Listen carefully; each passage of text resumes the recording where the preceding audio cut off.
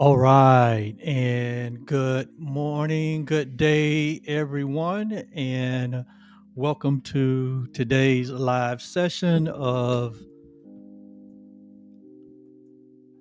Oliver Blue as your temporary host and temporary guide, your temporary um, teacher, if you want to say that. But I am so delighted to be here today in this live session. Thank you so much for joining us. Whether you're watching this live or whether you're watching the replay, um, just share in the chat. Give me a thumbs up in the chat, or uh, say live or replay. And if you're watching the replay, I will come back around and share with you some love, right? But if you're in this live, right, because this is a live session, and if you're in this live, you're gonna get some love right now, right? Because that's what we share here on our platform: transformation, advanced spiritual information, and a whole lot of love, right? And so you're going to get it live here today. So delighted to be here on this beautiful spring morning, whatever you're doing and wherever you may be. Um, just pause and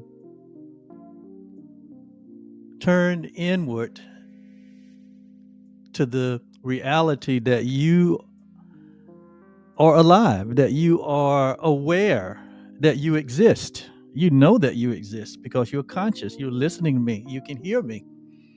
You can hear and you can see the sights and the sounds all around you.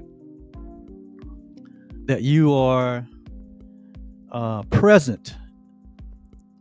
And to be present is to be aware, and to be aware is to be awake, and to be awake um, is to be um, in a position, in a position to express and to share the truth that is true always.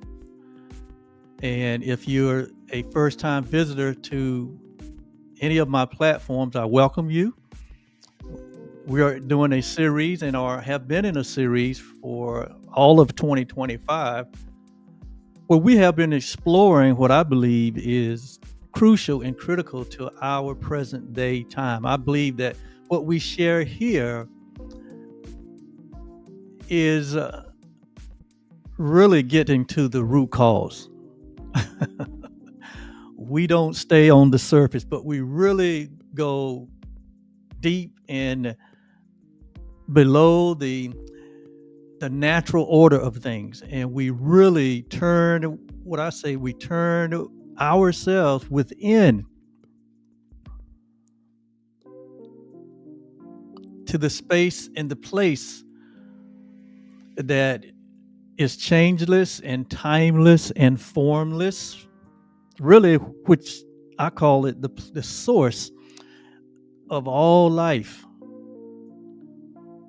Some of us use the word God. Some of us use the word universe. Some of us use the different terms to describe that which is undescribable, to refer to that which cannot be seen with the natural eye, cannot be defined with the limitation of words. But that which is real, that which is true, that which is infinite, that which is divine, right? And our goal has always been is to help humanity to become very acquainted with that, what I call the real you, or the real world, the reality that is the source of all of our lives, that beingness that we all share, the thing that causes us to breathe, that thing that causes us to have consciousness, that source that causes us to recognize or to re-recognize that that which has always been will always be. And nothing that we can do in this life or in our incarnate life could ever change that timeless, formless, eternal, divine, infinite reality that we are all a part of. And these human expressions, this human journey, this human experience that we're having, though it be many, many years and many different expressions, but none of this can alter or change that place, that reality, that heavenly home, that which I believe that we remain there, that this journey that we're on is without a distance, that it's almost like we're dreaming of being exiled from our reality. We dream, it's like we're in a dream of being separate from God. We're in a dream from being separate from one another. And we're playing this dance of life.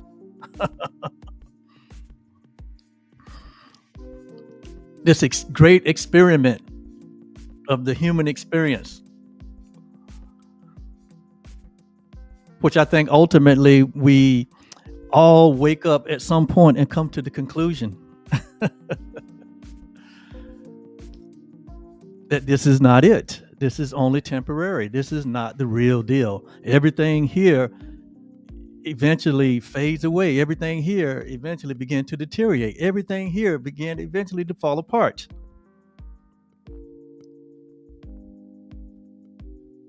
Everything here is temporary,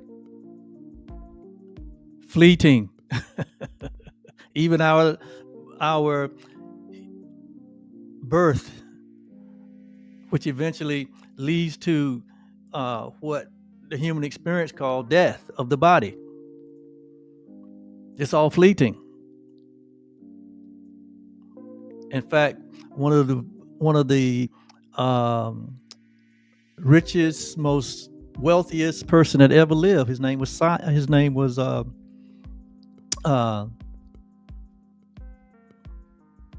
in the Bible. Okay, let me get it's David's son, Solomon. There we go. Even Solomon came to the conclusion, even after amassing all the wealth and having all of the experiences unfiltered that he could have, all the women he could have, all the material things that one could even imagine. He had it all. He was leading a whole nation of people. And people came from all over the world to hear and to talk with him and to hear his wisdom. But even Solomon, after amassing all of the things that he amassed, but having all the experiences that he had, he came to the conclusion that it's all vanity. That is all vanity. That in other words, this is a temporary experience. It's not the real deal. And that our allegiance should not be misplaced into the temporary experience, but our allegiance should remain in the reality that we are a part of creation that is infinite and eternal, that is timeless and is formless, and that who we are in reality is not our body birth self with a body birth name and a social security number and a government name, a government number, like I like to say it. That is not who we are. That is just the tagline we were given so that we could be identified in this human experience. And we were not to give our allegiance over to any thing that we have made here, any system that we have made here that is only temporary. But we are to remain faithful, that we are to remain 100%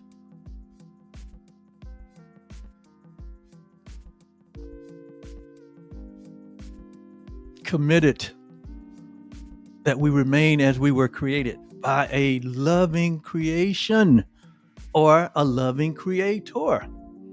Not a creation or a creator that is separate and apart from us, but a creation and a creator that we are one with, that we are a part of, that we are, as creation and creator is, so are we.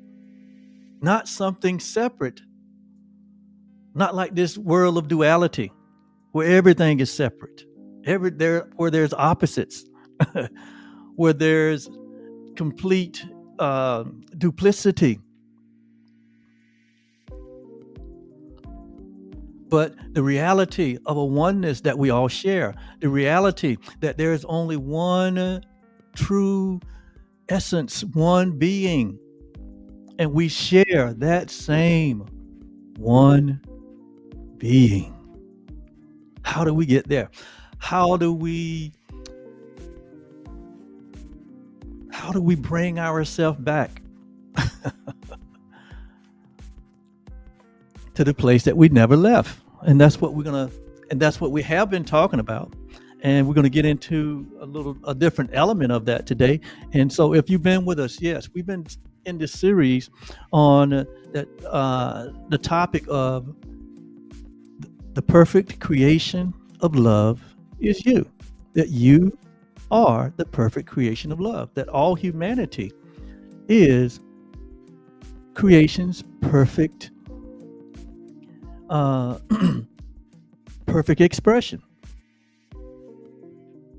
that we are a part of a creation, that we are part of a life that is whole and complete and infinite and eternal and timeless and formless. That's our reality. Love is our reality. That is who we really are. That the identity crisis that we have stumbled over from the very beginning is just a detour that we made a decision, that we chose to take, to see if there is anything really true other than love, to see if there is anything other than love that exists. And so we chose the great experiment and to choose to detour into what the Course in Miracles called, and what the Bible called, and what a lot of advanced spiritual teaching called. We detoured into separation, or we detoured into darkness, or we detoured into the great experience, or the great experiment. Only to get to a point in our life that we all come to know. I know I have, and I hope you are or have. We all get to this point in life that we say there must be a better way. There must be something that I don't know. There must be something that is blocking my awareness. There must be something that is blocking the awareness of truth. You know, the Course in Miracles says that its main goal is to remove all the blocks that we have placed between ourselves and reality, to remove all the blocks to the awareness that the only thing that is present, that the only thing that is real, that the only thing that has eternal value is love, and that is who we are. So all that we do here at Truly, where the real you loves you, is to be helpful and helping all humanity to remove every block that we have placed between ourselves and the truth of who we are. That we are indeed love's perfect creation. That we're not just chopped liver. That we're not just these bodies. That we're not just the history of humanity. But in essence, we remain as the perfect creation of love. We remain as love created us. And that now is the time to wake up from the dream of separation. Now is the time to wake up from this sense of consciousness where we have given over our space to an idea, a tiny mad idea, that we're separate, that something has gone wrong, that something has been broken, that Humpty Dumpty has fallen off the wall and broken into billions and billions and billions of pieces. And there's no way that Humpty can be put together again. And we but replay that idea over and over and over and over again. Just look at human history. Just look at our present moment. That whole idea is being played front and center, even as I speak, right here at the beginning of April 2025, where there's this great separation, this great divide, this great disharmony, this great gulf of disunity that has been put on display all around the world. Even now, right in this very moment. And it's always been that way. It's always been that way, where we have not awakened to our reality. And so we stay in this dreamlike state of believing in separation, believing that we have done something wrong, which leads to a consciousness of separation, or a sin consciousness. And sin consciousness will always lead to guilt, that we have broken the law, that we have done something wrong. we have committed the unpardonable. That's what guilt says. You have committed the unpardonable. You have really messed up. But that idea flows from the tiny mad idea of separation, that we've separated ourselves from our Creator and from creation and from one another and from love. And we have broken this thing so bad that it cannot be put back together again. And we see that played over and over and over again throughout all of history. And we're seeing it in real time right now. If you're here in 2025, where there's so much chaos, so much uncertainty, so much unrest, so much fussing and fighting, right? And all of this comes out of this little idea of separation, that we're separate, that we're not one. It comes out of the idea of disharmony.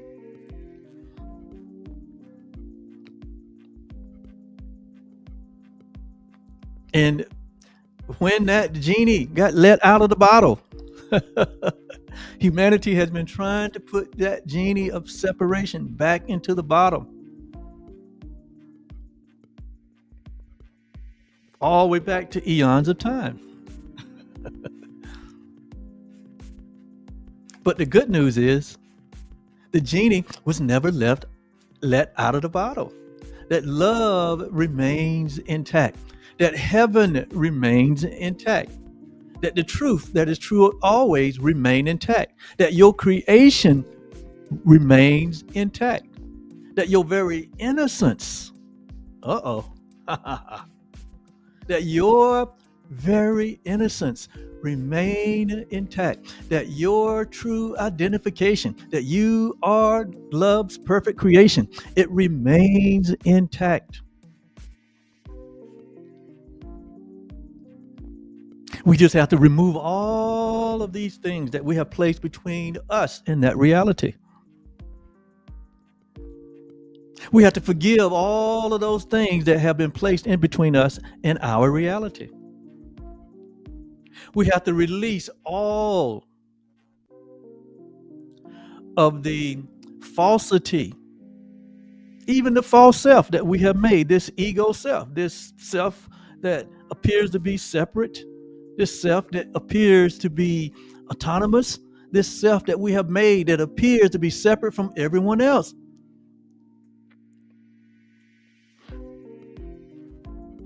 We have to let go of that idea of separation, which is, again, it is the root cause of all human suffering.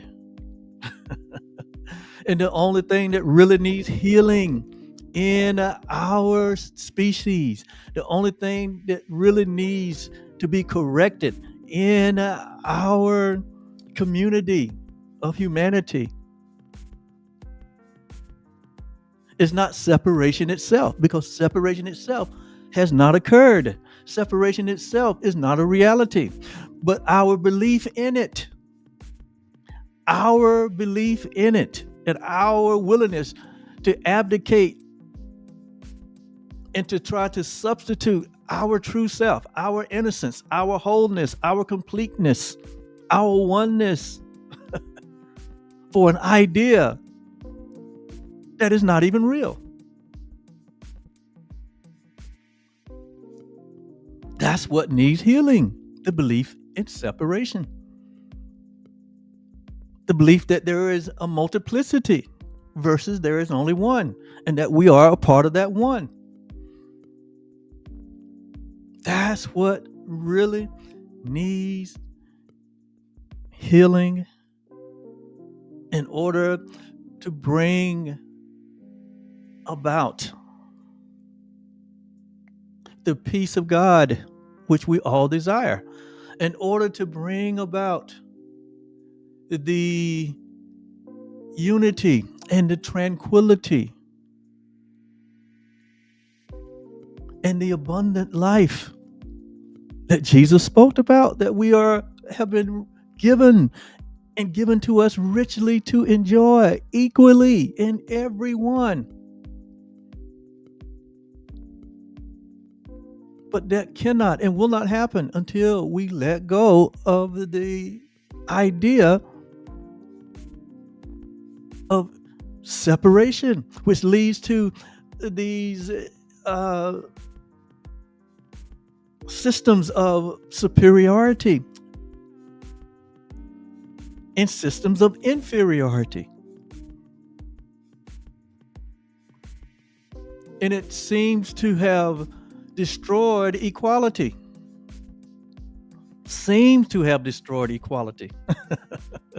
We're playing that out. But in reality, equality is intact.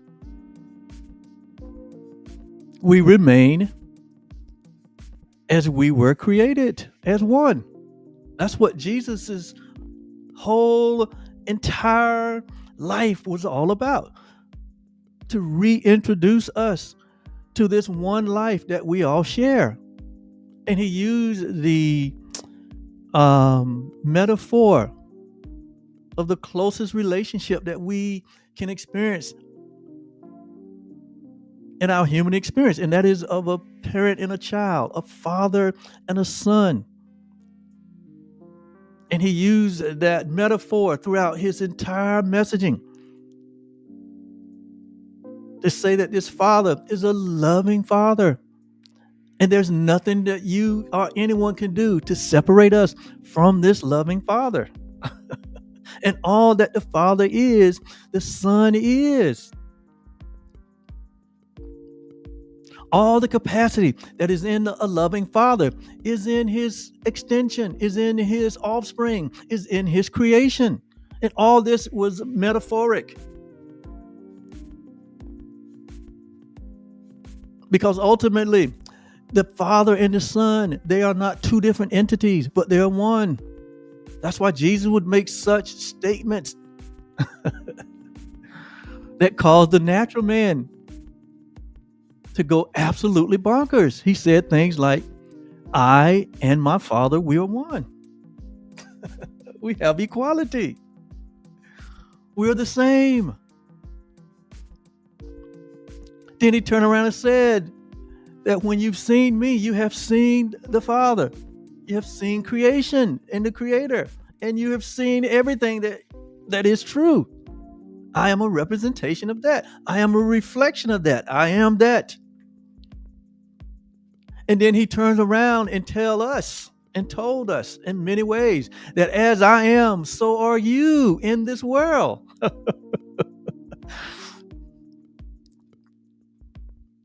That I and you and me, we're one. So his whole messaging was an attempt to wake us up from the pains and suffering and the diabolical evil experience of separation, of believing that we're different, of believing that there are really and truly different values of people and different classes of people and different races of people and different that there are differences in the in the body, in the terms of what the body may appear to be in terms of separate and different, that it makes a difference. Jesus came to say it makes no difference because we're, number one, we're not bodies. We're not these bodies. These bodies are temporary. I'm going to show you what is eternal. I'm going to prove to you that we are eternal life. And his whole ministry was about getting to the point where he proved to us that death is not real, that we are these eternal beings, that we are the perfect creation of love, that there is no place where you can find where we really begin and where we really end, because we're infinite beings. We share in that one infinite essence of life. This is who you are. This is who we are. And we can scurry around and just continue to play around with the surface stuff, right? With what goes on in politics, what goes on in business, what goes on in sports, what goes on in entertainment, what goes on in science, what goes on in all of these different areas of life, where man is trying to find his happiness, where man is trying to discover the value that he is. And we'll but see the same pain and suffering but repeat itself over and over again.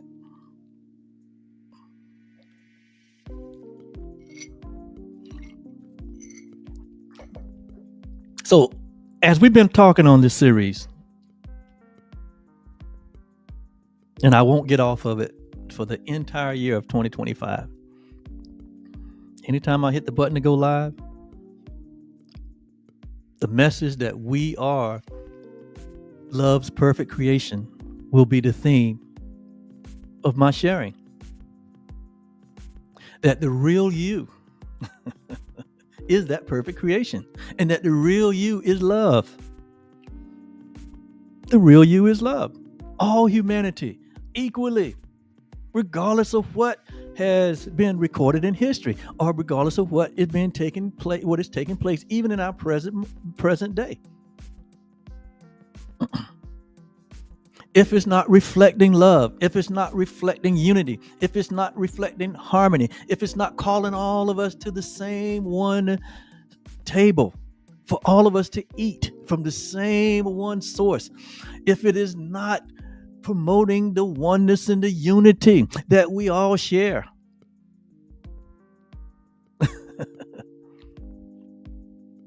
then it is still but another attempt to disprove our reality. It's just but another attempt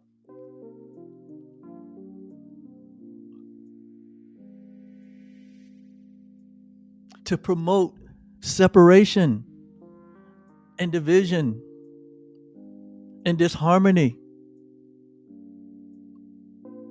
It's a deception to promote these things over reality, to try to make that which is unreal real, to try to make that which is temporary permanent. And it's impossible. It's not ever going to work. It has never worked. We have seen the downfall of nations. We have seen the downfall and the ruin of people who have attempted to do this very thing from the beginning of time, only to fall way, way, way, way in the gutter of disappointment.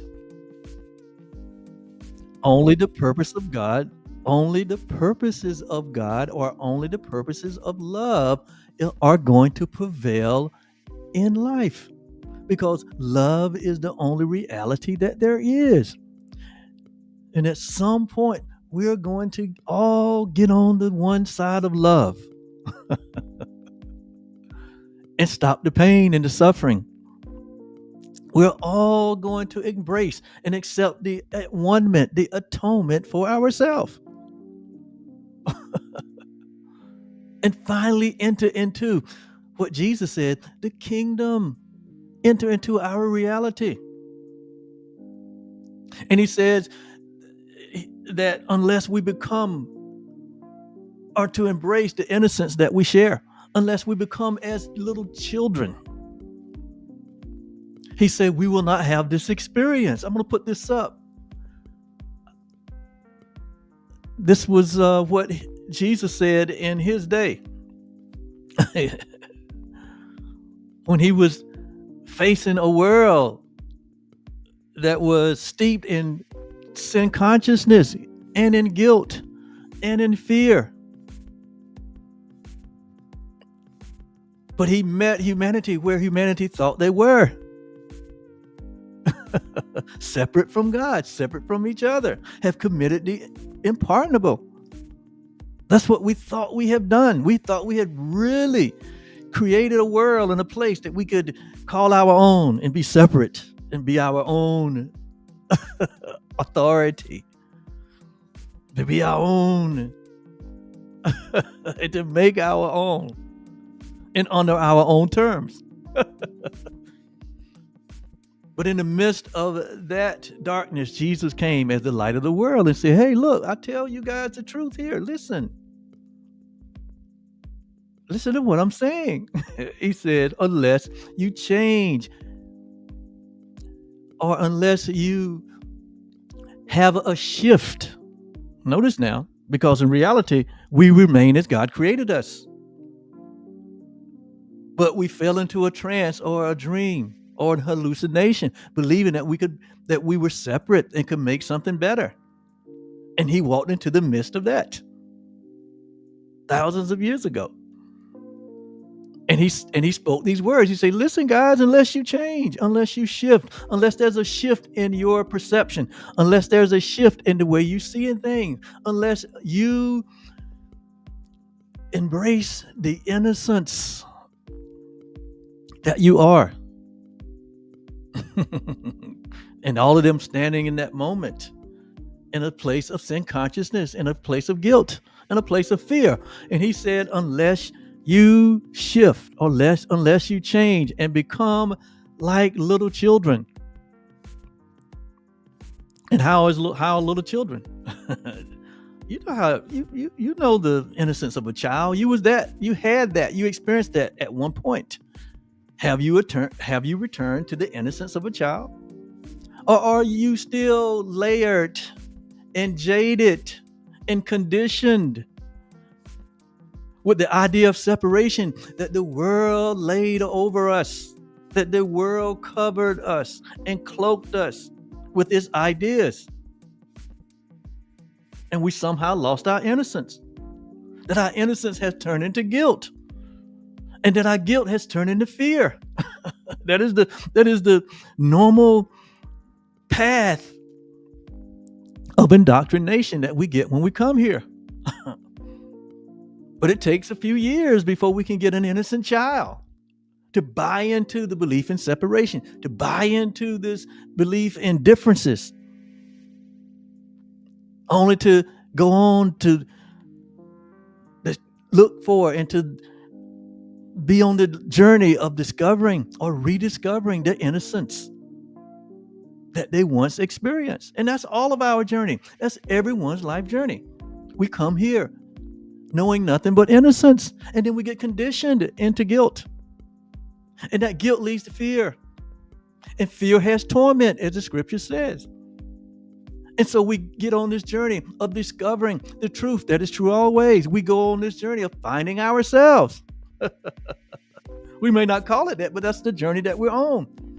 To rediscovering who we were, to find our childlike innocence. And Jesus said it right here to the men and women of his day. He said, unless you shift and become like little children, you will never enter into the kingdom of heaven. So he's not talking about that you will eternally lose your original creation status as the perfect creation of love. That's not what he was speaking about. He was saying in your human experience, you'll never enter into the peace.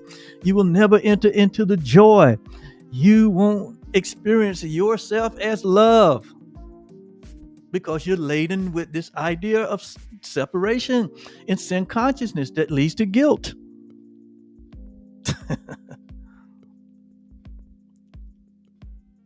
So I'm here today in 2025 saying, truly, I tell you, you are innocent. You are whole.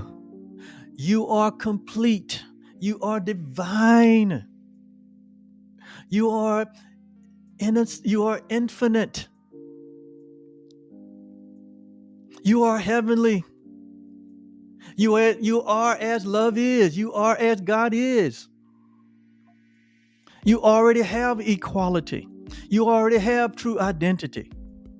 Nothing has shifted and nothing has changed in reality. It is only changed and shifted in your experience because we have embraced this idea of separation. We have taken the bite. We have taken the bait. We have eaten of the onions and the garlic. We have taken on the mindset of those that are still asleep. We have taken on the ideas of those that are in fear, those that have taken on leadership position, and they're steeped in fear, and they're using fear as a way to try to get their way.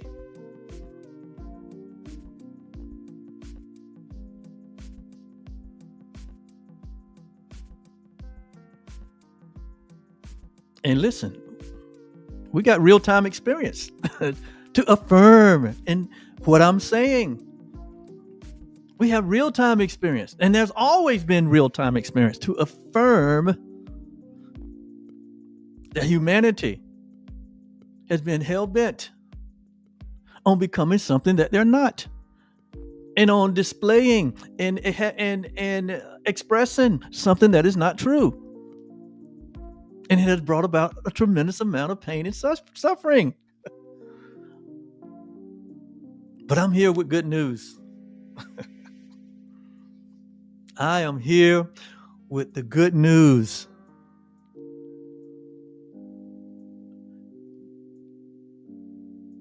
That you are love's perfect creation. That you are love. That there's only one. And you are a part of that one. That all humanity is a part of that one. And love is total. There are no exceptions. And all that we have done here as a way of trying to create something or to make something, to be a substitute of reality, none of it has made a difference. Heaven remained intact. Pure consciousness, pure awareness remains intact. The truth that is true always, it remained untainted and untouched by all of human history.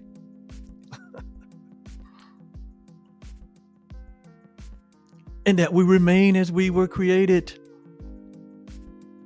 And so we're already whole, we're already complete. That we're already innocent. We don't have to look for anything outside of ourselves. That we are complete in love. That God was demonstrating in Christ the love that we all share. and that God was in Christ, reconciling all the world from the dream of separation back into the oneness of our wholeness and our innocence.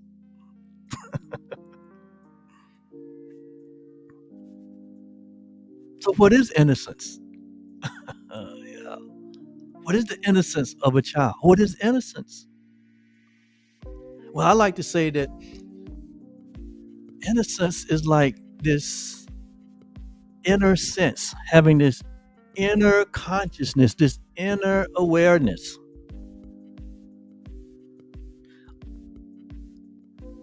that I am not something that is separate and apart,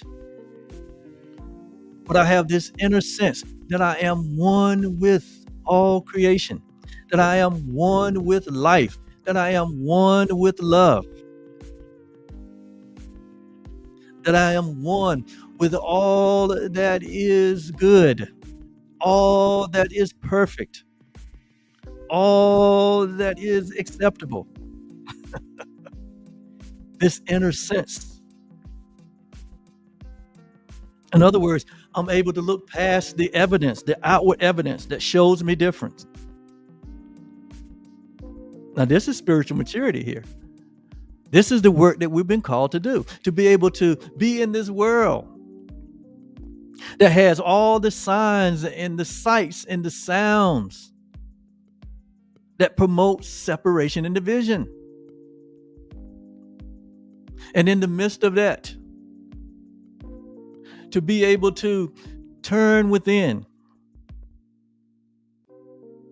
and have more confidence and more certainty in this inner sense of oneness, of divinity, this inner sense of radiant aliveness that is at the root of our nature, that is the very essence of who we are.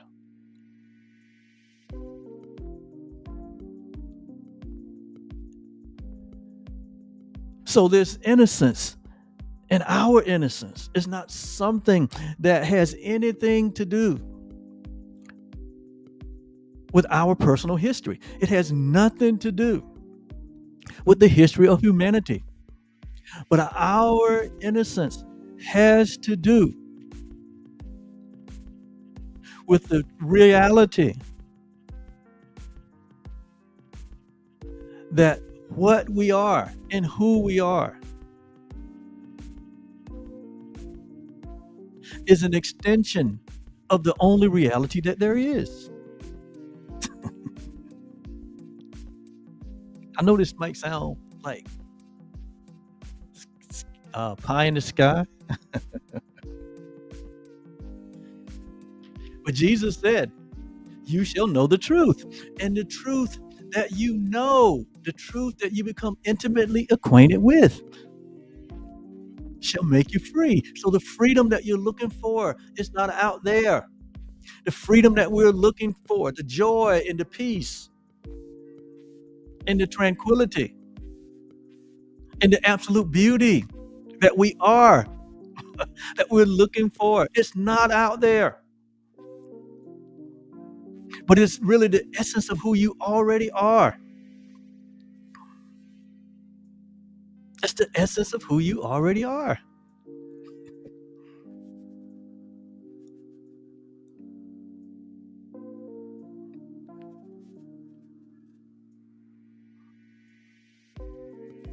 And so real innocence transcend time and space. The innocence that I'm speaking to is the innocence that you are and always have been before you was formed in your mother's womb. I'm speaking to the true self. I'm speaking to the real you. Not this you that we make up, and it may get 70, 80, 90, even 90 years of, in many cases, of nightmare, some ups and some downs, pain and sorrow. I'm not speaking to that innocence, because that is just that experience, that human experience of pain and suffering, up and down. only exists because we have not completely embraced the truth that is true always.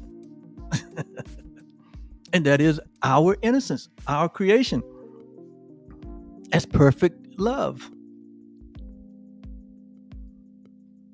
But I'm talking to the real you. I'm talking to the love created you. I'm talking to the you that was in eternity past and you're still there. I'm talking about you that will always be alive and well. And so this innocence is an innocence of oneness, of aliveness, and a connection with everyone and everything. Yeah. This connection with everyone and everything. And so if we're going to wake up to these truths and not just have an awakening, but to remain awake, we're not only going to have to embrace these truths as self-evidence inside of us, not outside of us, self-evidence inside of us, because the evidence that has been placed outside of us and that's being put on display right now outside of us is a distraction. It is a way to keep the lie going. It is a way to say that love does not really exist. It's a way to say that God does not exist. It's a way to saying that we're all at the fate. We're all at the fate of our wrongdoing. That we're all guilty. That we're all deserving of punishment. That we're all unworthy. That's what being put on display. And that man would stand up and say, hey, I'm your only way out of this. I'm the only one that can fix this. Yeah, all of that is to rob you and to keep you in the dark. And it's amazing that it is the religious community that is at the forefront of most of these shenanigans, promoting separation and division, specialness, that God is for some people and not for some others, that the idea of superiority and inferiority is a godly idea, and it's a damnable idea. It's not a godly idea. That any inkling of separation and inequality is ungodly, is unloving. It doesn't represent the truth. It will not bring happiness and fulfillment. It will not get you the thing that you think you deserve and desire. It's only going to bring on more pain and more suffering. We have a whole history book of nations rising and falling, leaders rising and falling, people rising and falling.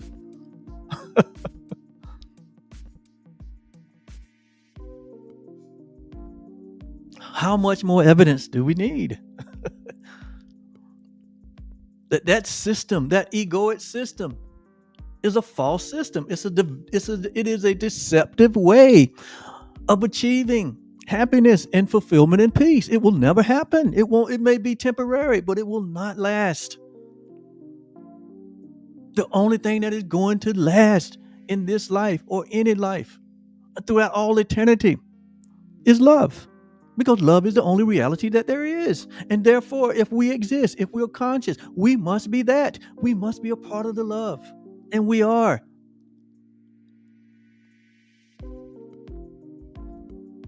And there's only innocence in love. There is no guilt in love. There is no fear in love. And if we are experiencing any level of guilt or fear, it's just an indication that we are denying the love that we are.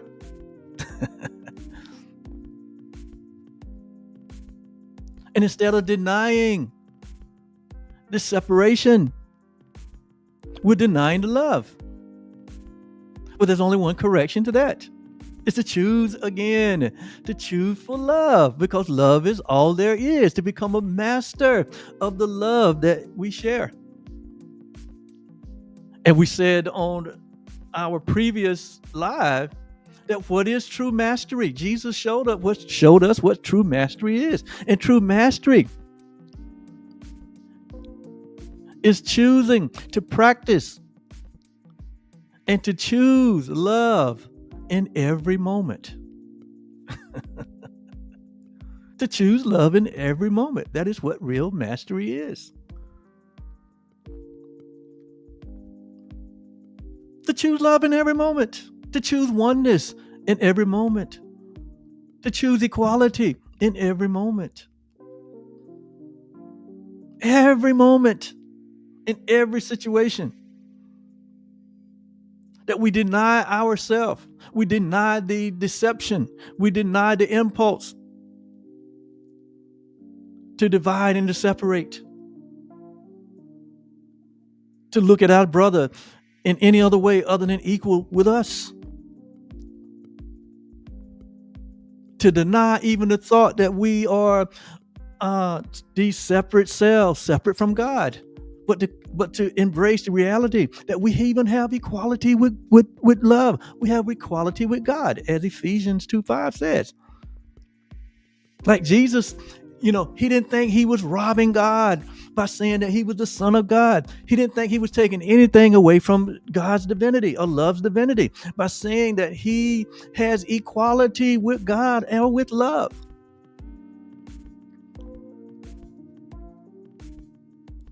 And he said, let this mind that I had and operated in my human journey, let it operate in you. Let this mind that was in Christ be in you, who been in the form of God as a man.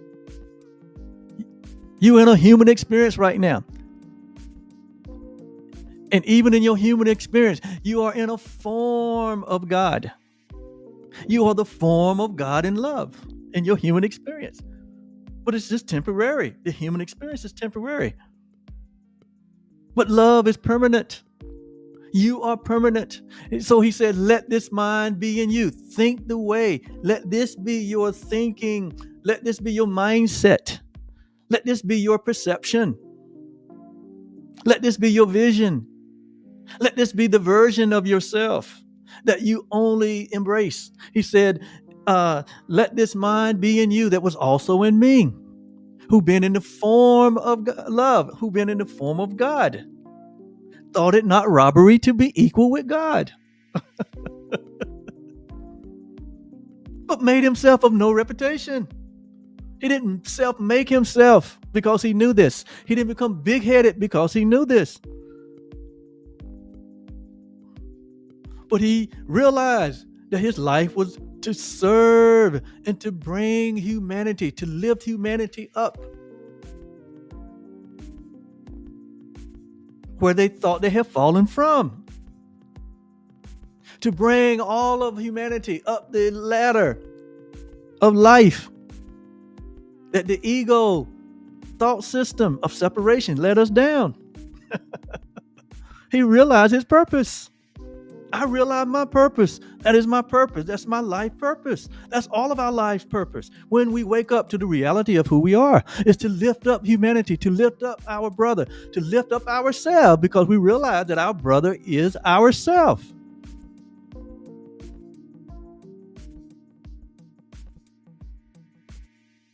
Not to kill and to steal and to destroy your brother because you feel like that's the only way that you can extricate yourself. That's the only way that you can cover up the sense of guilt that you're feeling.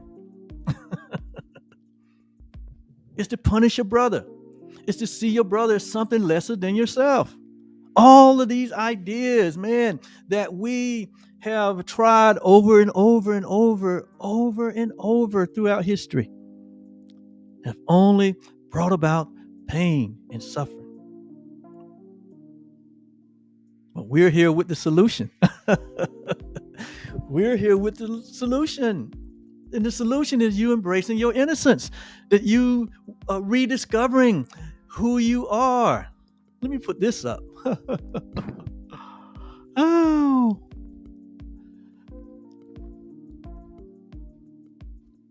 yeah. Your life journey is a rediscovery. All of us that come here,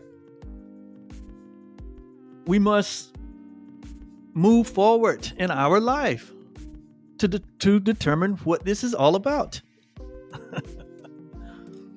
And here, Jesus mentioned it in one of his dissertations. He said that, the eye, he talked about the needle, the eye of the needle, and how hard it is for us to get through the eye of the needle. Why? Because nothing in this temporary world can equate to who we are as love's perfect creation, to who we are as this one being sharing this one life. Nothing could ever substitute that. We can try as we may. We can amass all of the possessions that we may. We can do all these great things. But at the end of your journey, your human journey, you realize it means nothing. It meant nothing if it wasn't used to promote oneness, if it wasn't used to promote the reality of our shared being, if it wasn't used to promote equality, inclusion, and even diversity.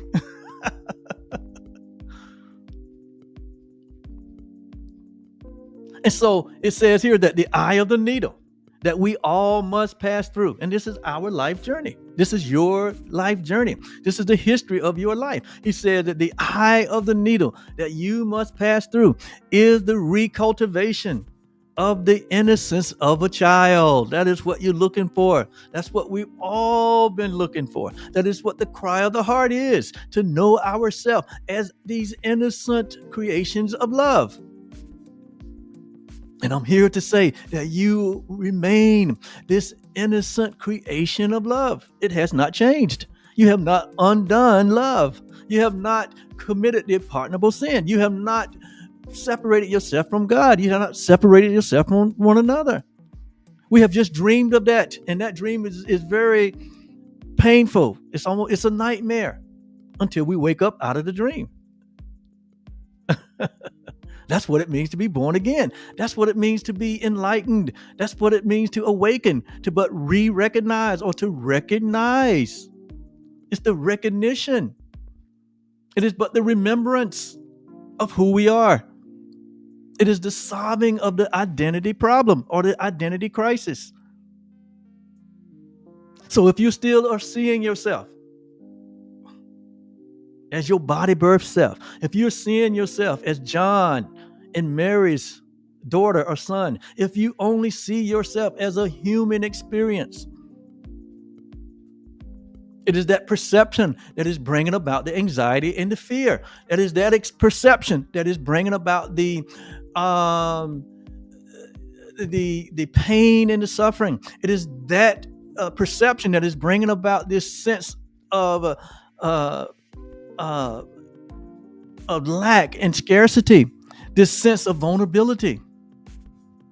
It's because you're misperceiving yourself. Misperceiving yourself.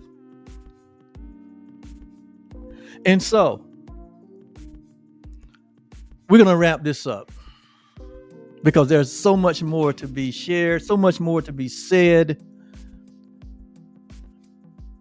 But again, innocence is an innocence of oneness, aliveness, beauty, peace, and this connectivity with everyone and everything. And contrary to that, guilt is the misperception that we changed ourselves, that we made ourselves to be something different. It's a misperception. You cannot change what God created. You cannot change what love has extended and called itself you. You can only misperceive. And so it says guilt is the misperception that we have changed ourselves or someone else into something other than the perfect creation of love. It is impossible. I'm here to tell you. You remain the innocent, whole, complete, divine, eternal, infinite creation of God, creation of love. That's who you are. You cannot change it. So let the idea go. Let the idea of separation go and back into the place of nothingness. Because once you embrace the truth that it becomes nothing, once you walk into a dark room and you turn on the light, what happens to the darkness? It dissipates because it wasn't real. It was temporary. When we wake up to the truth of who we are as these innocent creations of love, then we let go of the guilt. We let go of the judgment. We let go of the fear. And we begin to experience the peace of God. We begin to experience ourselves. We begin to become comfortable with ourselves. And we begin to change our outer world. We begin to change our outer world by accepting our inner truth, our inner sense, which is the inner sense of our oneness, the inner sense that we are connected with all creation.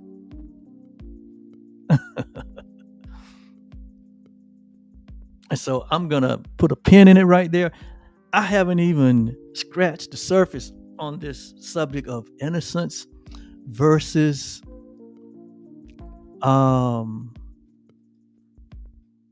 guilt.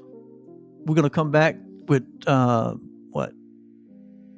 9th session, and we're going to delve into this some more because I think this is a very important subject, especially in the present day that we find ourselves, where people are leveraging guilt and judgment all over the place,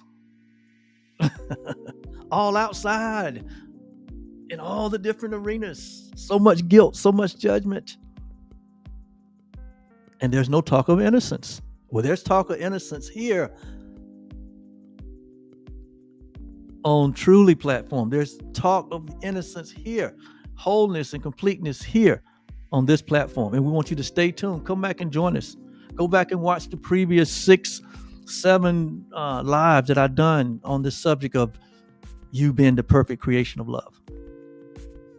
And so I'm going to leave you with this final note until we come back again. As A Course in Miracles teaches us, it teaches us that innocence is guaranteed by God. Your innocence, my innocence, everyone's innocence is guaranteed by God because we were created in the image of love. And we remain as love created us. And it's all been a dream. We all been asleep, dreaming of separation, having these nightmare experiences. But when we wake up and accept the atonement for ourselves, accept the reality for ourselves, then all of that disharmony, all of that inequality, all of that fear and pain and guilt and judgment, it just disappears. Like the darkness disappears when the light is turned on. So, until next time, remember that truly the real you, the innocent you, the whole you, the divine you, the complete you, loves you because the real you is love. Thank you. Bye-bye.